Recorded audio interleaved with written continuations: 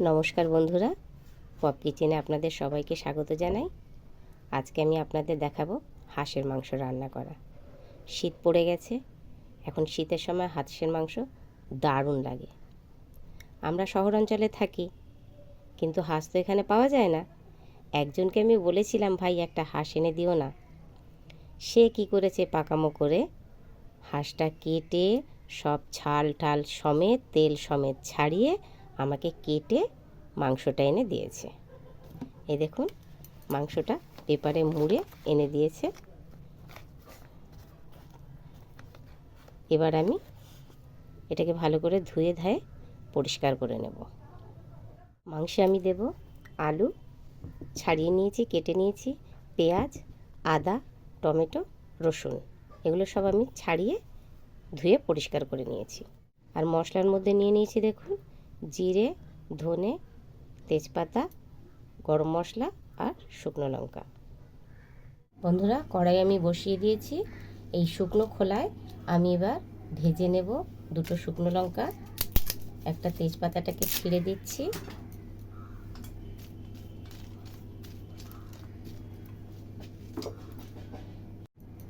এবার দেব সামান্য ধনিয়া আর অল্প করে সাদা জিরে।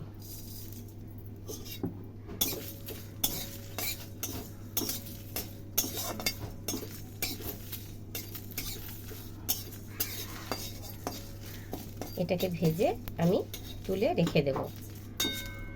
এটা মাংসটা নামাবার আগে দিয়ে গুঁড়ো করে নেব আগে, তারপরে মাংসটা নামানোর আগে সেই গুঁড়োটাকে মাংসের ভিতরে দিয়ে দেব। ব্যাস, হয়ে গেছে। মাংসটা ধুয়ে পরিষ্কার করে নিয়েছি। এবার আমি ম্যারিনেট করব। তার জন্য প্রথমে মাংস, তার মধ্যে দিচ্ছি সামান্য পেঁয়াজ,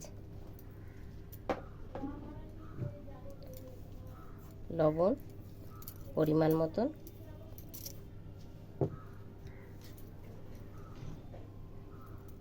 হলুদ, সামান্য লঙ্কার গুঁড়ো আর সমস্ত কিছু দিয়ে বেটে রেখেছি যে মশলাটা, সেই মশলা। এর মধ্যে দেব আমি একটা তেজপাতা আর অল্প তেল, তার কারণ শীতকালে হাঁসের মাংসতে বন্ধুরা তেল থাকে, সেই কারণে তেল দেব অল্প। আর দেব টক দই, তা নাহলে হাঁসের মাংস সেদ্ধ হতে চায় না।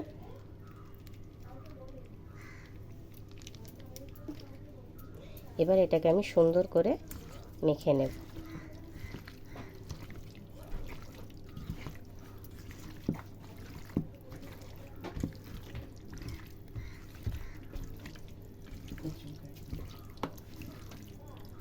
এটা এত সুন্দর করে মাখতে হবে যে যেন মাংসটা এখানেই হাফ হয়ে যায়। হাঁসের মাংসের পিসগুলো কিন্তু আমি একদম ছোট ছোট করে কেটে নিয়েছি। দাদা এনে দিয়েছিল বড় বড়, কিন্তু আমি কেটেছি ছোট ছোট করে, তাহলে এটা সিদ্ধ হতে চায় না এবং শক্ত শক্ত থাকে, তাই হাঁসের মাংসের পিসটা একটু ছোট করতে হয়। দেখুন বন্ধুরা, কি সুন্দর লাগছে। এবার আমি রান্নার দিকে যাব। এটাকে ম্যারিনেশনে খানিকক্ষণ রাখবো। দেখুন, ম্যারিনেট করার পরে কি দারুণ লাগছে। এবার আমি অন্তত আধ ঘন্টা এটাকে ঢাকা দিয়ে রেখে দেব। কড়াই চাপানো হয়ে গেছে, তেল দিয়েছি, তেল গরমও হয়ে গেছে। এবার আমি এতে দিয়ে দিচ্ছি জিরে, একটা তেজপাতা,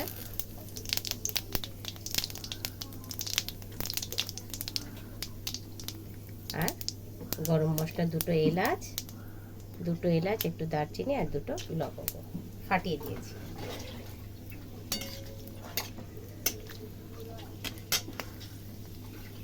এবার এতে আমি দিয়ে দেব পেঁয়াজ।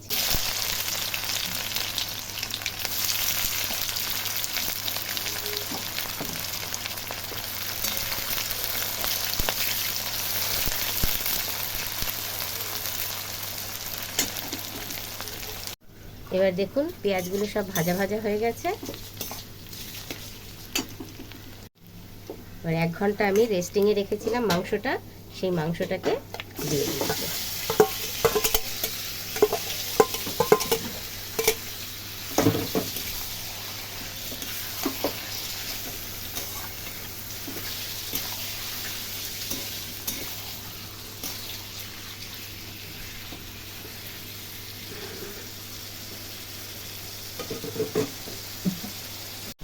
দেখুন বন্ধুরা, আমি কতটুকুনি তেল দিয়েছি আর কি পরিমাণে তেল বেড়েছে।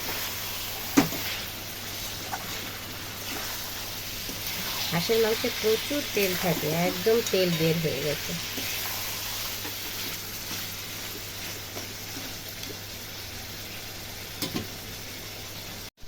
এবার আমি এটাকে প্রেসার কুকারে দেব, তার কারণ প্রেসারে না দিলে হাঁসের মাংস সিদ্ধ হতে চায় না। যেহেতু আমাদের এখানে কাঠের ব্যবস্থা নেই আর কাঠের জালে রান্না করা যাবে না, তাই আমি এবার এটাকে প্রেসারে দিয়ে দেব। এখনও পর্যন্ত কিন্তু আমি মাংসের জল দিইনি, কী পরিমাণে তেল উঠেছে দেখুন। এই অবস্থাতেই আমি প্রেসার কুকারে চাপিয়ে দেব।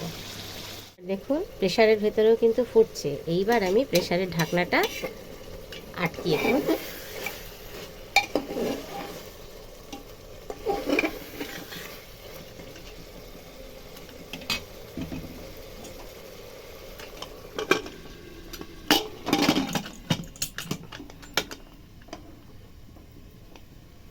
আমি প্রথমে 4টে সিটি মারব, সিটি মেরে তারপরে প্রেসারের ঢাকনাটা একবার খুলব, খুলে আলু দেব, আলু দিয়ে তারপরে আবার কষানো হবে। তাহলে বন্ধুরা দেখুন প্রেসারে একদম মাংসটা কষা কষা হয়ে গেছে। এবার আমি এর মধ্যে দিয়ে দেব আলু আর টমেটো।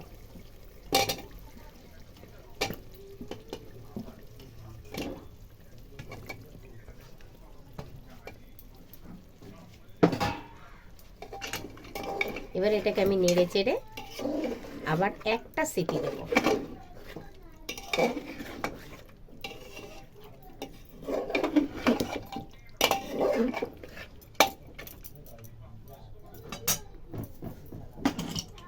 কি দারুণ কালার এসেছে।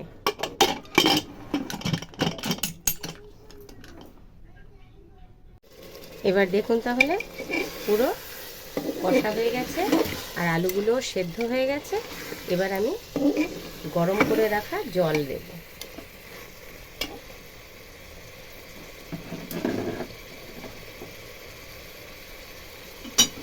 আমি যে কড়াইয়ে কষাচ্ছিলাম সেই কড়াই করেই জল গরম করেছি, জলটা আমি ঢেলে দিলাম।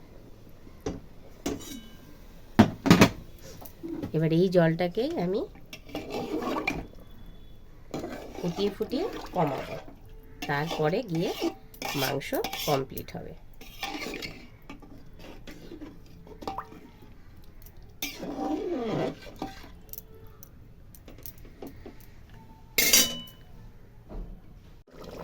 মাংস একদম সেদ্ধ হয়ে গেছে, মাংস একদম কমপ্লিট।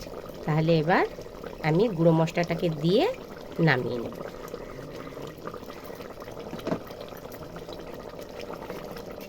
এই মশলাটা প্রথমেই আমি শুকনো খোলায় ভেজে রেখেছিলাম, সেটা দেখুন বেশি ঝোলও হয়নি, আবার একদম শুকনো শুকনো হয়নি।